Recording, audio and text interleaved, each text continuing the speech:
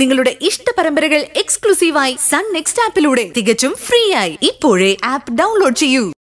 എന്നാലും പറയാ, ആ അവസ്ഥയില് ദേവേട്ടൻ നല്ല വീട്ടിൽ നിന്ന് ഇറങ്ങേണ്ടത് സുനന്ദയല്ലേ? ഒന്നുമില്ലാത്ത അവള് ദേവേട്ടനെ അനുസരിച്ചല്ലേ ജീവിക്കേണ്ടത്? അങ്ങനൊന്നും ഞാൻ പറയില്ല. എന്റെ രണ്ടു മക്കളും മുതിർന്നവരാ. ആ അതെ, അത് വളരെ ശരിയാ. മക്കളുണ്ടല്ലോ, അപ്പോ സുനന്ദ ആ വീട്ടിൽ തന്നെ വേണം. പക്ഷേ വേറൊരു തീരുമാനം ദേവേട്ടൻ എടുക്കാം. എന്ത് തീരുമാനം? ഇനി മുതൽ സുനന്ദ ഉണ്ടാക്കുന്ന ഒരു ഫുഡും ദേവേട്ടൻ കഴിക്കില്ല എന്ന തീരുമാനം. ദേവേട്ടനെ വെറുക്കുന്ന മനസ്സും കൊണ്ട് അവൾ ഉണ്ടാക്കുന്നതല്ലേ, അത് ആരോഗ്യത്തിന് ഗുണത്തെക്കാളേറെ ദോഷമേ വരുത്തൂ. എന്താ, അങ്ങനെ ഒരു തീരുമാനം ദേവേട്ടൻ എടുത്തൂടെ?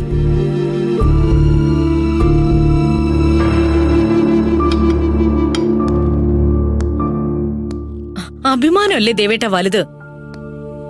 ഇങ്ങനെ ഹോട്ടൽ ഭക്ഷണം അല്ലാതെ എന്റെ കൈകൊണ്ട് ഞാൻ ദേവേട്ടന് വെച്ചു വിളമ്പിത്തരാം. അബുദാബിയിലെ വില്ലയില് നമ്മൾ താമസിച്ചത് ഓർമ്മയില്ലേ ദേവേട്ടന്? അന്ന് ദേവേട്ടന് വേണ്ടി ഒരാഴ്ച കൊണ്ട് കുക്കിംഗ് പഠിച്ച് ഞാൻ നല്ലൊരു കുക്കായില്ലേ? എന്തിഷ്ടായിരുന്നു ദേവേട്ടന് ഞാൻ ഉണ്ടാക്കുന്ന ഭക്ഷണം. അതുപോലെ ഞാൻ ഉണ്ടാക്കിത്തരാം. അതിന് ഞാനിവിടെ വന്ന് താമസിക്കണമെന്നാണോ? അല്ല, ഞാൻ അവിടെ വന്ന് താമസിക്കും.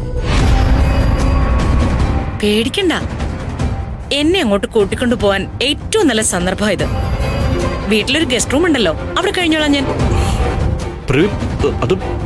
എന്റെ മക്കളൊക്കെ? മക്കള് നമ്മുടെ കാര്യം അറിഞ്ഞിട്ടില്ല എന്നാണോ ദേവേട്ടൻ വിചാരിക്കുന്നത്? അല്ലെങ്കിലും ഇത്രയും പ്രായമായ ദേവേട്ടൻ എന്തിനാ മക്കളെ നാട്ടുകാരെ ഒക്കെ പേടിക്കുന്നത്? ദേവേട്ടന്റെ ബെഡ്റൂമിലല്ലോ, ഗസ്റ്റ് റൂമിലല്ലേ ഞാൻ താമസിക്കുന്നേ. ജസ്റ്റ് ഒഫീഷ്യൽ സ്റ്റേ എന്ന് പറഞ്ഞാൽ മതി. അബുദാബിയിലെ കോർണിഷ് വില്ലയിലെ താമസം ശരിക്കും സ്വർഗമായിരുന്നില്ലേ? ആ കാലം നമുക്ക് തിരിച്ചു പിടിക്കണം ദേവേട്ട. ഇത്രയും വർഷങ്ങൾ കാത്തിരുന്നതിന് അങ്ങനെ ഒരു സമ്മാനമെങ്കിലും ദേവേട്ടൻ എനിക്ക് തന്നൂടെ? എന്നാലും എന്റെ മക്കളെ കുറിച്ച് ഓർക്കുമ്പോ